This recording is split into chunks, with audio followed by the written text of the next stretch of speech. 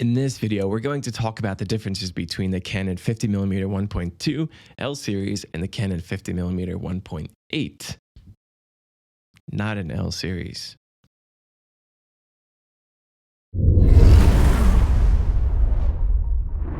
My friends, my family, and everybody else in between, welcome back to a channel that teaches you how to explore, inspire, and engage as an active videographer. My name's Cody Scott, and if you're new to this channel, please feel free to consider hitting like, comment, and subscribe because it does help grow the reach of this channel. Now that that's over, we're going to talk about the differences between the Canon 50mm 1.8 and the 1.2. Of course, as you can see, the biggest difference is size. This thing is tiny, pocket size. This thing is heavy and definitely not pocket size. If you put your hands around it like this, it's about the size of an average coffee cup in America because we drink a lot of coffee. And this thing is just, it can probably fit into your pocket. It's really small. Now, the biggest difference between these two that you're going to see apart from size is the price point.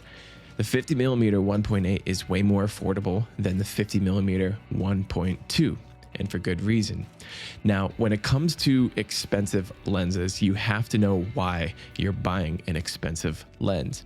With a cheaper lens, you're going to introduce more problems into your lens. With a more expensive lens, there's going to be more glass involved to help offset some of those differences. For example, this lens has a lot of chromatic aberration.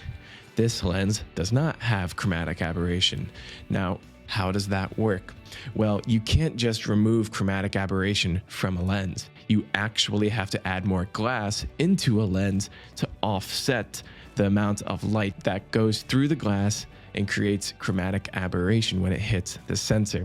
Because this thing is really small and really inexpensive, there's less glass in here to offset some of those differences.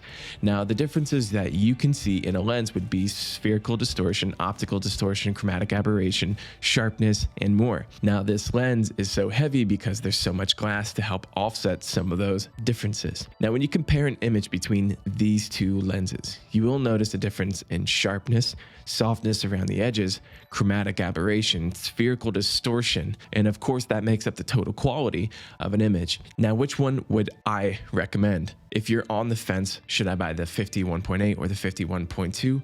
Of course, you do have to consider the budget, but look at it as an investment. Which one of these lenses could you invest in and still get the job done? Which one of these lenses could you invest in and potentially pay off over time? If you own a video production company and you're shooting weddings on a regular basis, then I highly suggest going with the 50mm 1.2.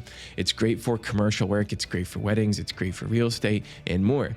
And it is a little bit more expensive than the 1.8, but your investment will pay off over time and you will get better quality coming out of your camera. It's not the camera that makes the difference, it's the lens that makes the biggest difference in quality. Not the camera, the lens. Buy a good lens and then a cheap camera if you want to, but a good camera and a good lens is just great. So why would I suggest buying this? Well, if you are on a budget and you're shooting things for a hobby, or maybe you're just starting to get into it and you don't know how far you're going to take your career, then I think this could be a good option for you. If you're doing YouTube, this could also be a good option for you as well too. And it's basically for anybody who doesn't shoot video professionally on a regular basis. For me, it makes sense because I'm shooting $10,000 in job every single week. So why not go for this lens? It'll pay itself off pretty quick.